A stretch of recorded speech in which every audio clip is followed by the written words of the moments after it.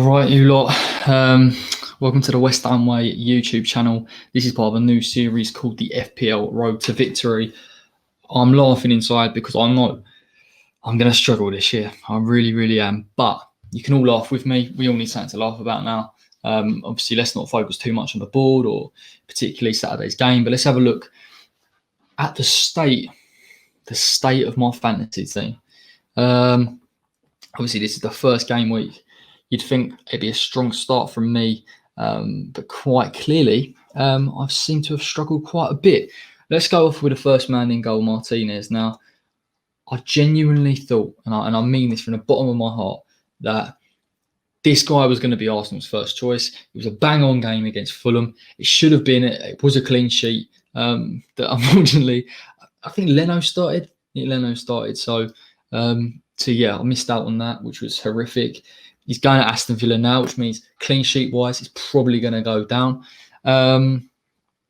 Gutted, really, to be fair. Gutted. I don't think I can remember quite before having a transfer where I've put him in before the start, and then he's been taken out because he's signing for a different team.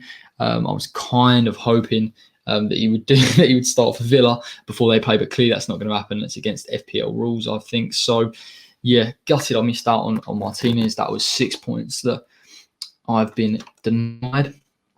This geezer, Bulldog against Wolves. I'm a bit of a weirdo because sometimes I play players from teams that play each other just because I look for continuity throughout the season rather than chopping and changing it and sort of picking only picking players in teams that I think will win, and particularly with someone like Sheffield United. I believe that normally players like Bulldog and Stevens get forward and get assists, and I kind of banked on this geezer to get forward against Wolves, and fingers crossed he will do the business. I think they are playing tonight or tomorrow, depending on when this video comes out. But I've backed Bulldog. I should have arguably maybe have backed some of the new signings. Ampadu, I think, is 4.5 as well. So not brilliant there. Again, I'll warn you, this is a shocker. I'm sure some of you are laughing at me right now, quite rightly. Hopefully it will get better. Kyle Walker-Peters now. Anybody, right? Anyone that saw this geezer play, for some reason he's got no graphic. There he is. Now, when he went for that high boot and he got sent off, I thought, oh my God, why did I play him? And I genuinely thought this season Southampton would be defensively a lot more solid. As a team, they work a lot harder. And I thought Kyle Walker-Peters in that right back position, pushing on and bombing forward as he did against Palace, will get assists. So I can't say for sure that he was going to get that clean sheet, but I did think he would go and threaten. And I think over the course of this season, for the value that he's worth, he will hopefully repay the faith. But for me, he's got about 2 games with Southampton before I have to look at him if he's not chalking up any points. And I'm massively lucked out that he didn't get sent off in that one. So I will keep an eye on it. It was only 4.5. I thought he was 5. Fair enough. Now, Willy Bolly, I'm backing. Now, I've safety netted it a little bit with this one, purely because I couldn't bring anyone off the bench. Willy Bolly, Sheffield United, I don't know. I've kept him in there because maybe they get a clean sheet. Maybe they're defensively solid enough. There's an argument that obviously I've put Bulldog and Bolly in the defence. Bulldog could get assist. Bolly could score a goal, quite good from set pieces. Always a threat. So fingers crossed, maybe Willy Bolly helps me out, but I'm not hugely convinced this week. Only 2.4% have selected him. Obviously, that price tag's put people off, but I do think there's value in him over the course of the season. Wolves' defence is a lot stronger with him in. Now, I thought I'd absolutely bossed it. I honestly thought, yeah, there you go, lad. Look, I thought, what's this choice? Now, clearly having nearly half of every single FPL member selecting him doesn't help. I completely agree. His change to a midfield role does mean that he's going to get me more points throughout the season. I've seen people say that they wouldn't select him. Clearly, that shows that they have. I think against Fulham, he's obviously was going to score. I think against us, he might score as well. I think they've got a good run of fixtures, Arsenal. I think he's going to be pivotal in that. And I just thought his performances towards the end of last season, the way he's progressed, particularly coming on that left-hand side and cutting in on his right, he's a threat. And he can get goals, and I just fancied it, and obviously I captained him. It worked out. Obviously, I didn't captain Salah. I don't know why. In fact, I don't know why I don't rate Salah. Even last season, I wasn't a massive fan of him. He a bit too inconsistent. I know he would go and get the 2 or 3 goals as he did on Saturday, but I just like players that I know I'm getting the same from week in, week out. So, but listen, all my mates in my FPL teams are laughing at me because they've just bagged whatever double of 34 is. So yeah, mucked up massively on that one, but still Aubameyang getting the bulk of my points this week. Another, I've got to admit, if you're feeling down and you fancy a laugh, have a laugh at me, because for some bizarre reason I thought that I thought Man United were playing, even though I was like, why does it say 0? But yeah, he's not. And Greenwood is a good option in my opinion. I think he offers quite a lot. Now he's playing in this midfield role in the FPL. He's going to get you more points. You can play that striker role, so I think he's likely to get goals this season.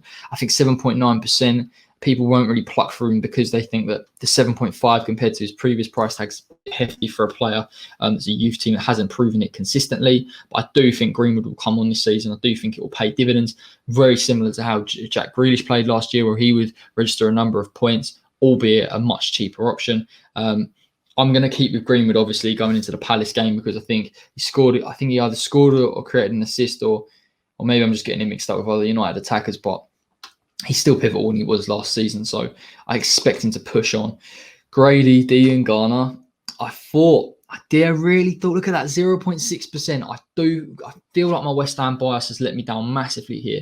I thought as an attacking outlet, he's going to be a real positive player this season. For 5.5, he's cheap. He's a good differential. I lied to myself and didn't put Souček in. I should have put Souček in at 5 mil. But Souček obviously didn't score on Saturday, so that's a positive in that sense. But I just think Grady was playing in a defensive team that was using wing backs. He didn't get forward as much as I would have liked to have seen him. I think against other teams he will do, against the likes of Fulham, Palace. I think West Brom will look to attack. I didn't think, although they played quite bad during the second half, I actually thought that West Brom in the first 20 to 30 minutes put Leicester under a bit of pressure. Look to use width, and obviously they'll look to use Grady throughout the season. Again, this is FPL, so I can't afford to keep him in if he's not performing. It's a tough game against Leicester anyway, so I will let Grady off. And again, against my better judgment, albeit based on experience, Alan Saint-Maximin. Listen, I thought he was going to run right, to be honest, against us. I mean, I should have put Wilson in. I mean, that was a bang on. But like I say, I don't like putting players in that I don't think are going to consistently perform. I think Wilson will be, he will get goals, but whether he'll do it consistently based on his injury record, I'm not too sure. I thought Saint-Maximin would have a great chance against us. I thought for the price at 5.5 is cheap, and he offers considerable value. 3 points isn't a bad return. I would have liked to have seen an assist, and I was hoping that with the reinforcements that Newcastle have made, they'd be able to push on from last season and begin to contribute going forward and register a few more assists. I thought against West Ham that'd be the perfect opportunity. Turns out Fredericks dealt with them surprisingly well. So that was that one up to Kibosh. And again, if you're all willing to have another laugh at me and the state of the fantasy team, Anthony Martial, I do genuinely believe for 9 million at 12.8% of all FPL owners having him, he's a huge option. Now, this was a bit of it was a trade-off between him, Jamie Vardy and Timo Werner. I've gone Martial stupidly because he didn't play in the first game week, but I do believe over the course of the season, Martial will score a considerable amount of goals, possibly 20 plus. And I'm just thinking that United team, when he plays at the 9, when he can come off the left and cut in, he's got plenty of options to score goals. He's quick. He needs to be more decisive, in my opinion, in terms of in front of goal. A few times, particularly, I think it was against Crystal Palace last season, even though he did score a goal in the end. Against Sevilla in the Europa League, he had a number of chances and he just wasn't clinical enough to finish them. I think if you add that to his game, maybe the defensive solidarity and the ability to get forward, the box to box of Van der Beek, maybe that changes his role. Maybe he can get forward and have that license to do so. With Van der Beek and maybe Pogba sitting quite deep and Fernandes in behind. These are all ifs, buts, and maybes, but I think over the course of the season he will prove to be a shrewd signing. So I will stick with him. I think I've gone for him. You can't see it here, but he is my captain for next week. I do think he scores. Unfortunately, now he is a striker rather than a midfielder, but I back him. I think he's massively consistent. And even if he doesn't seem to score goals, I think he'll get a number of assists just because of United's attacking players. Harry Kane, yeah, listen, I thought Harry Kane was gonna hit the season running. I think he has got a great goal scoring record against Everton prior to the signings they made. Obviously, you see yesterday that probably wasn't the wisest decision to have Kane in the first week, maybe to have looked at somebody else. But yeah, I just thought he could have got at Everton's defence. They were quite weak last season, but that midfield sort of trio of Decore, Alan, and Rodriguez really makes Everton a really balanced team. So yeah, kind of got it in that respect. I just expected a little bit more of Kane. I think Mourinho said they didn't press as much as he would have liked them to. They definitely didn't press as much as I would have liked them to get the goals that I needed Kane to get. And given the fact that he was a massive buy for me, I am disappointed. Historically, Harry Kane will get into a run of form and will score goals. And I don't know whether I've come in too early on Kane or whether I should have possibly waited until he has scored a goal or a few goals in 2 games, but I just had to back him. I think if Harry Kane's fit in FPL, he's near on, bang on to score a number of goals throughout the season. And if he doesn't get an injury this season like he did last, he will be one of the top scorers. Now, McBurney just screams of a budget option. He will play. He's really just in there because he allows me to have Martial and Harry Kane in there. I personally don't rate him. I don't think he'll score many goals. Potentially he'll get a couple of assists. He's a differential if Sheffield United play well and play into his strengths and he can get a good run of form, listen, that will pay off. But he's my Danny Ings, which is a terrible thing to say because clearly Danny Ings is a lot better than McBurney. But I did think, and I do think going into an FPL season, you need a budget option just to give you chances and opportunities to change that. If we're looking at my bench, there's pretty much no point because I don't believe any of my bench actually played. Yeah, Richie didn't come on in the end. Williams is a cheap option from Manchester United. Nathan Ake would have been the person that I would have definitely have started had City played. I think they're playing against Wolves next time. And I would expect Ake as a signing to pay off. And I would hope Pep doesn't rotate him, albeit you can never really trust Pep. And that's why I tend to never go with Manchester City players unless it's KDB. And in this sense, I just went for Aubameyang because I just thought he's more of a goal-scoring threat. I'm not denying it's a terrible team. Now I start to look at it in retrospect. Very little thought was put into it. I have made a change. I've taken out Richie and put in Willian. I've still got around 2 million, something like that. Listen, maybe, you know what I mean?